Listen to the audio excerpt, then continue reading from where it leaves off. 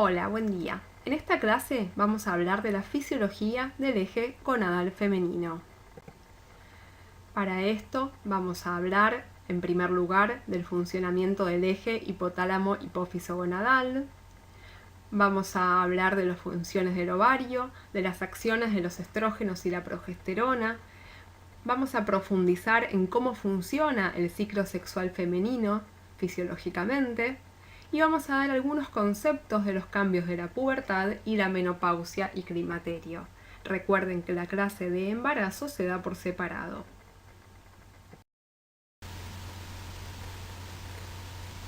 Mi nombre es Patricia Stravinsky y yo les voy a hablar de esta primera parte de la clase, que es los distintos escalones del eje hipotálamo-hipófiso-ovárico.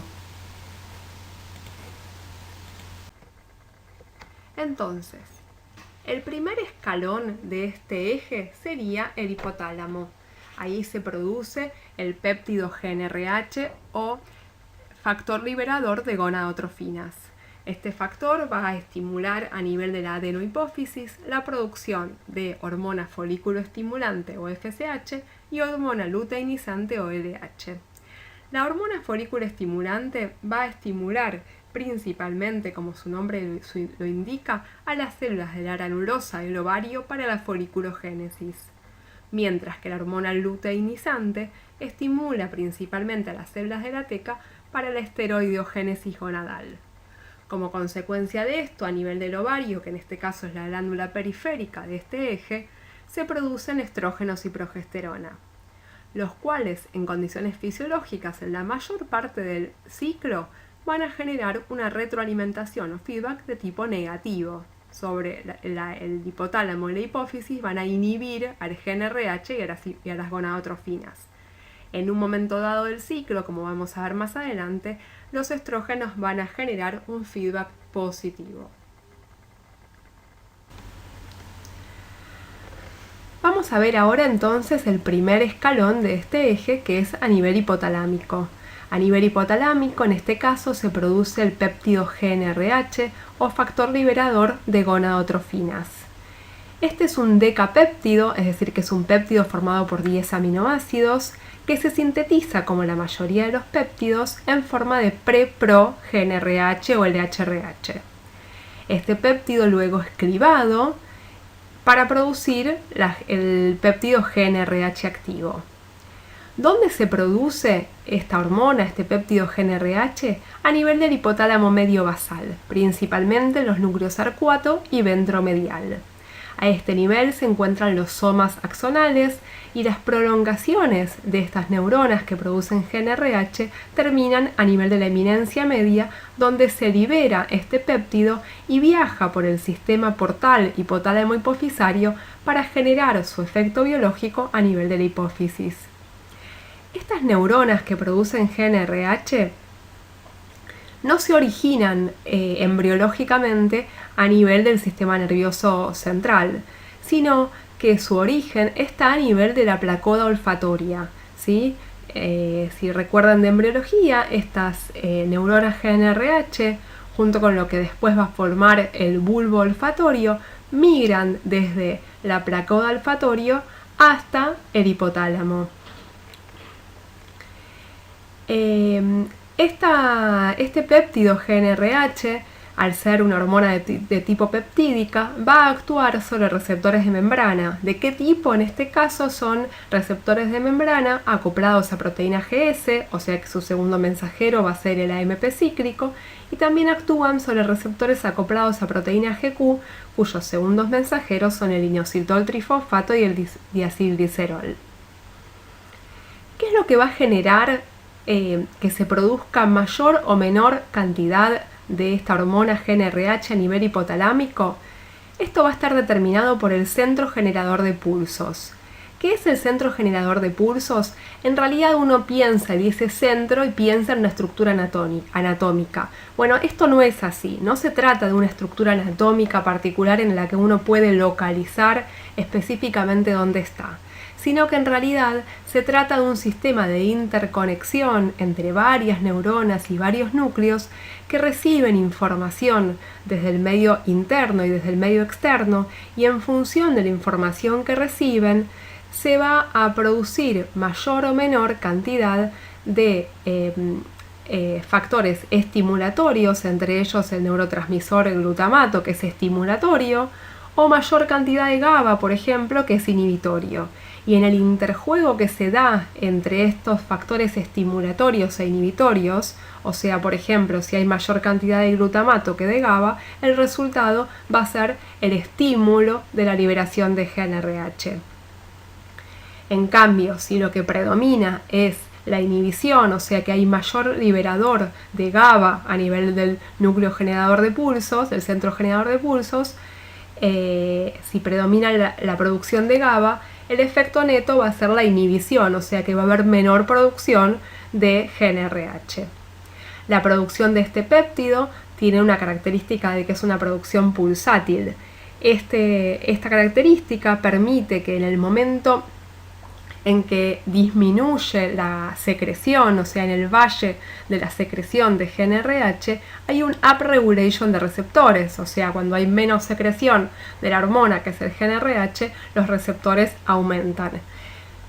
De esta forma, cuando se libera nuevamente más cantidad de GnRH, la GnRH se encuentra con más cantidad de receptores para ejercer su acción biológica. Distinto sería lo que ocurriría en el caso de que la liberación de GnRH fuese en forma continua. En este caso habría down regulation de receptores. Pero en condiciones fisiológicas esta liberación es pulsátil. Pasamos al segundo eslabón de este eje hipotálamo-hipófiso-gonadal, que sería la hipófisis. La adenohipófisis produce hormona luteinizante o LH y hormona folículo estimulante o FSH. Estas dos son glicoproteicas, es decir, que son glicoproteínas, formadas en este caso por dos subunidades, una subunidad alfa, que es igual entre las gonadotrofinas y también con la tirotrofina y la gonadotrofina coriónica humana. Es decir, que estas cuatro glicoproteínas comparten la misma subunidad alfa, pero se diferencian en la subunidad beta. La subunidad beta es la que les da a estas cuatro hormonas la especificidad biológica, es decir, que hacen que la acción biológica de cada una de ellas sea diferente. Y también les da la especificidad inmunológica, que es la que hace que la subunidad beta, que estas hormonas sean reconocidas de forma diferente en un ensayo de laboratorio, por ejemplo. De esta manera, si uno quiere hacer un test de embarazo, lo que pide es el dosaje en sangre u orina de la gonadotrofina coriónica humana. La amplitud de los pulsos de GnRH se relaciona con la cantidad de gonadotrofinas que se secretan, mientras que su frecuencia determina la proporción de LH o FSH. En general, pulsos más rápidos producen mayor secreción de LH, mientras que pulsos más lentos producen mayor secreción de FSH. Además de la regulación que recibe la hipófisis por parte del hipotálamo a través del GnRH y de otros factores, la hipófisis es regulada por la retroalimentación de los estrógenos y de la inhibina. En respuesta a estos estímulos e inhibiciones, se liberan mayor o menor cantidad de gonadotrofinas. La LH y la FSH entonces, como son glicoproteínas, van a actuar sobre receptores de membrana acoplados en este caso a proteína GS, o sea que el segundo mensajero para su acción biológica es el AMP cíclico.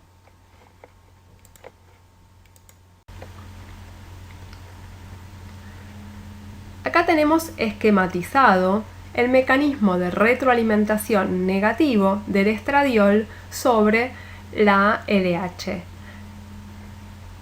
Tenemos que el estradiol va a actuar en condiciones fisiológicas en la mayor parte del ciclo, generando un feedback negativo a nivel hipotalámico e hipofisario, ¿sí? A nivel hipotalámico, como veíamos antes, como yo les mencioné antes, teníamos el centro generador de pulsos. Y en este nivel teníamos, muy simplificadamente, como algunos de los factores implicados, el GABA y el glutamato. El GABA, que es inhibitorio. Entonces, ¿cómo hace el estradiol para inhibir al gen RH? Aumenta la producción de GABA, que es inhibitorio. ¿Se entiende? Entonces, más estradiol, más producción de GABA, GABA inhibe, baja GnRH. Por otro lado, el estradiol también actúa directamente sobre la hipófisis, inhibiendo la liberación de LH.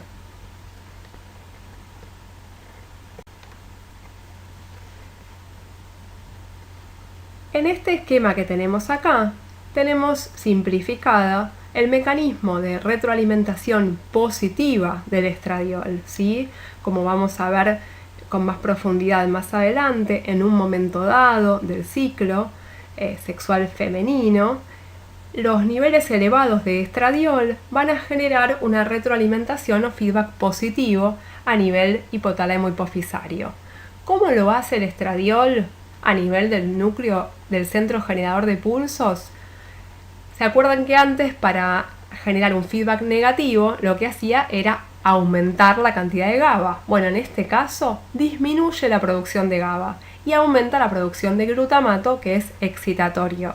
Entonces, niveles elevados de estradiol en un momento dado del ciclo, cuando supera un determinado umbral, producen una disminución del GABA, que es inhibitorio, y un aumento del glutamato, que es excitatorio o estimulatorio, y como consecuencia de eso aumenta GnRH. A su vez, el estradiol aumentaría los receptores de GnRH a nivel hipofisario, con lo cual también generaría mayor producción de LH a nivel hipofisario. Y estos son algunos de los mecanismos involucrados en el efecto de retroalimentación positiva del estradiol.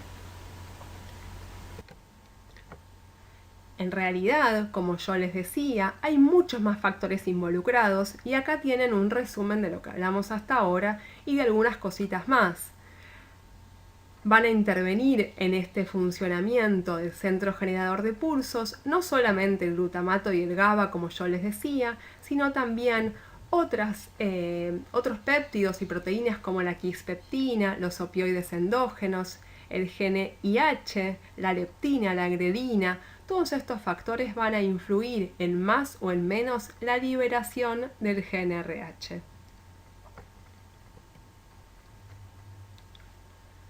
Pasamos ahora a hablar de las acciones que tienen la hormona folículo estimulante y la hormona luteinizante. La FSH va a estimular principalmente a las células de la granulosa. ¿Para qué? Va a estimular el reclutamiento y el crecimiento folicular. Va a aumentar los receptores de la LH en las células de la granulosa y va a estimular a la aromatasa, que va a ser la enzima responsable de sintetizar estrógenos a partir de andrógenos. Por otro lado, la LH o hormona luteinizante va a actuar tanto en las células de la teca principalmente, como luego también en las células de la granulosa. ¿Por qué? Por los receptores que generó la upregulation, la FSH. Entonces, ¿qué acciones va a generar la LH? Va a estimular la ovulación, la rotura del folículo, como vamos a ver después. Va a ser responsable del mantenimiento del cuerpo lúteo. También va a estimular la entrada del colesterol a la mitocondria a través de la enzima de esteroidogénesis, la STAR, que es uno de los pasos limitantes de la esteroidogénesis. Y va a estimular así la síntesis de estrógenos y progesterona. Por último, de esta primera parte, llegaríamos al tercer escalón, que sería la glándula periférica, que en este caso es el ovario. ¿Sí? ¿Qué funciones tiene el ovario? El ovario tiene dos funciones primordiales, que son, por un lado, la función reproductora, ¿sí? La de generar el óvulo para que después ocurra la ovulación y posteriormente la fecundación, ¿sí? Esto, ¿cómo se va a generar? A través de la maduración folicular estimulada por la FSH. La segunda función del ovario es la generación de hormonas, estrógenos y progesteronas, que va a permitir preparar al endometrio para luego la implantación. La unidad funcional del ovario es el folículo ovárico, formado por el óvulo, las células de la granulosa y las células de la teca. Como dijimos antes, los receptores de FSH van a estar en las células de la granulosa de todos los folículos, mientras que los receptores de LH, que son los mismos que los receptores de HCG, gonadotrofina coriónica humana, van a estar en las células de la teca de todos los folículos y en las células de la granulosa de los folículos preovulatorios, porque antes dijimos que la FSH generaba un upregulation heterólogo de receptores para LH. Entonces, esta primera función, que es la maduración folicular, la vieron con más detalle el año pasado en embriología, que es el desarrollo de los folículos para luego la ovulación, desde folículos primordiales, folículos secundarios, hasta el folículo de Graf o preovulatorio. Y la segunda función del ovario, que es la síntesis de estrógenos y progesterona, que va a permitir generar las condiciones adecuadas para luego la fecundación y el crecimiento de este ovocito, la vamos a ver en la próxima parte.